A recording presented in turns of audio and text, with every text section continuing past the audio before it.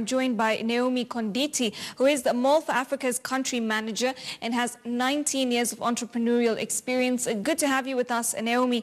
Now, of course, Mall of Africa, the Nigeria-owned e-commerce firm, opened its Kenyan offices on May 26, 2017. The online shopping platform launched operations in Nairobi early last year in a bid to cash in on the growing demand for online shopping. Now, Naomi, how has this aim been doing so far, especially given local competition from existent players? Good afternoon, Malika. It's nice to be here. So I'd just like to speak a little bit about the e-commerce market in general. I think the trade in Kenya right now is a market of $9 billion per year. And by 2020, it's staged to grow by about 85% to a 16 billion USD amount. So e-commerce is going to take 1% of that. And we're hoping that it'll be more. So there's a big piece of pie to share. And so we're just excited that we're in this market right now with Mall for Africa, where you're able to actually import products from the US and the UK right to your doorstep here in Kenya. All right, interesting. Of course, now Kenya's e-commerce was estimated to have contributed 6% of all purchases made in 2017. And, you know, Kenya is leading the continent alongside South Africa and Nigeria when it comes to e-commerce activity. However, you know, it's relatively low when you look at the continent in comparison to Western Europe, where e-commerce accounts for 75% of all purchases. Now, what are some of the hindrances, do you think, to the use of e-commerce platforms for purchase in the given situation in Kenya right now? What are some of the things that might make consumers tend not to go via that route? Okay, so Mall for Africa is now in 16 African countries or 17 African countries right now. So that is a big step in terms of just our growth rate. I think Kenya has its own peculiar issues, but it's also an e-commerce issue on the global markets. It's an issue of trust.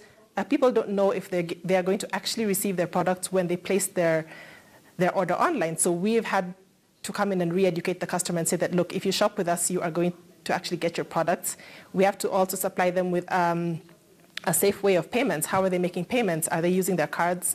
Which kind of risk or fraud are they exposed to? So our systems are very secure in that manner. And then I think it's just a matter of customer service in general. Our customer service team is highly trained, and it really deals with the customer as an individual and not just a statistic or an order number. We speak to our customers, we take all the concerns very seriously, and we always are able to track their orders exactly where it is at the moment. So people have to get over those trust issues if they're going to get along in e-commerce with all the players that are coming in. A lot of e-commerce players, without mentioning any names, have not been supplying actually genuine goods, which our company has come in and said, look, we are actually supplying out of UK and US brand stores.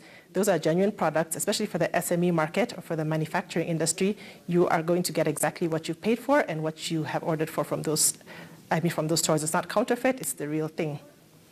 Very interesting that you touch on that particular point because, you know, in a joint report by the Communications Authority of Kenya and Kenya National Bureau of Statistics, they found that about 27% of firms sold their products online. Now, when you talk about different platforms, we've also got traders who are using social media in order to market their products, in order to reach their customers, and not a platform such as Mall for Africa in general, but just through social media. Do you think that is promoting some sort of fraudulent activity as well, given that you have some players who are not selling genuine goods?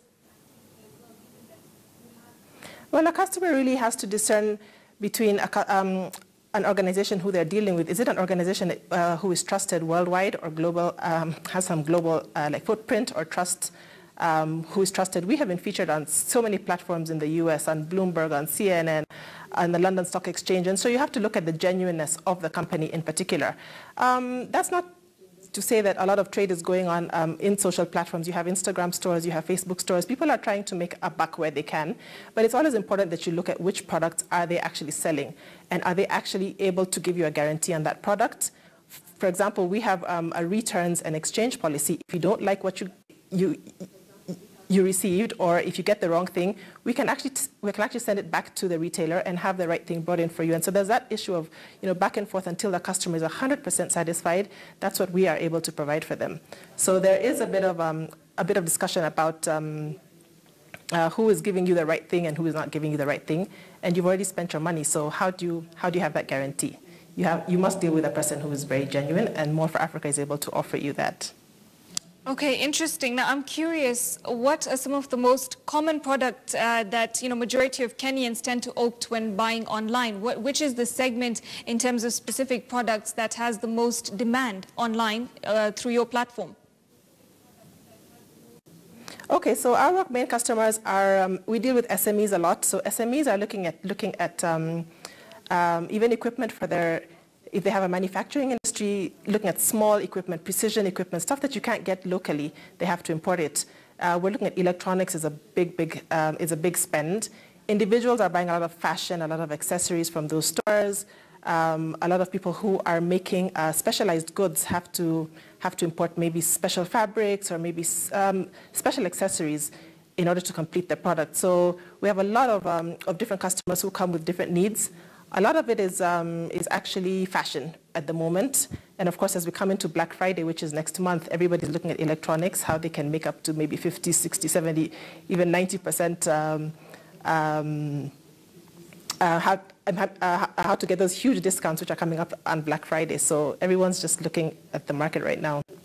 Okay, very interesting there. And well, now that we've seen these trends, of course, it's not just end users. You've seen, as you say, there are business people who bring in products in order to sustain their current businesses and to grow from there. Well, do you see the online space actually replace brick and mortar establishments eventually? It will never replace it 100% because not everybody is going to be tech savvy or able to use an app or an extension or a device for their purchases. But it's taking a considerable share of the market right now. Even in the US and the European markets, a lot of brick and mortar stores are closing down, and it's giving credence. Actually, now people are going to e-commerce because you just sit at the comfort of your home or your office, you place your order, you make your payment, and you wait for your stuff to arrive. So it's going to be a fair balance in a few years' time, but Kenya is not right at that space where we can say that it's going to replace brick and mortar. Definitely not at that point just yet. But going back to the cyberspace being safe for consumers and them being able to trust certain service providers, what are some of the key things that are needed, you think, for cybersecurity then in the country? So, for example, I'll just speak from our experience. Our experience with using cards is that we use only 3D secure cards. And so you have that extra layer of protection on your card transaction, which many people are not offering. So you don't have that risk of your card being stolen or your card being used for other fraudulent activities. We also use mobile payments here. So a lot of it is M-Pesa-based, Airtel Money-based. We use what's available to the customer here. We use PayPal, which is an international system of payment, so everybody knows about that. And so we actually offer our customers a wide range of payment solutions and just make sure that they are protected at every stage. It's been a big issue in Kenya and Africa in general, and it's not going away soon, but everybody must protect themselves and their customers. Okay, thank you very much, Naomi.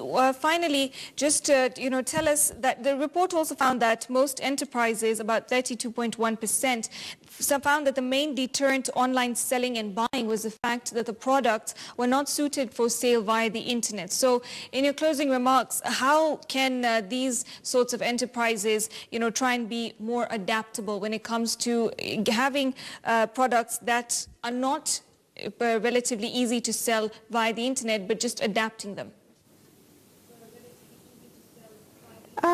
That's a two-pronged question, I think. I think one of it is that you must do research. You must do your due diligence on any product that you're buying, whether it's in a normal retail store or whether it's on e-commerce platforms. If you're going into maybe Amazon, you have to look at the reviews of the product, look at how the product is being used in different ways, what other customers faced when they looked at that product, and just get a general sense of what other people experienced when they bought that product. You must do your research when you're buying online.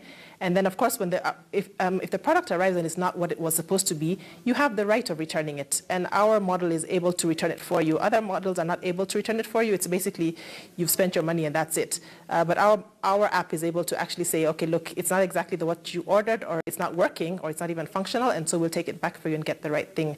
But people really have to do a little bit of research into what they are buying, especially if it's a big ticket item.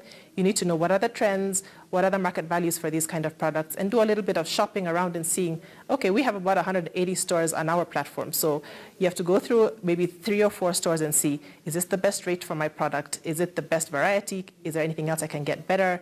So there's a little bit of homework you must do as a consumer also to protect yourself and to get 100% satisfaction for yourself.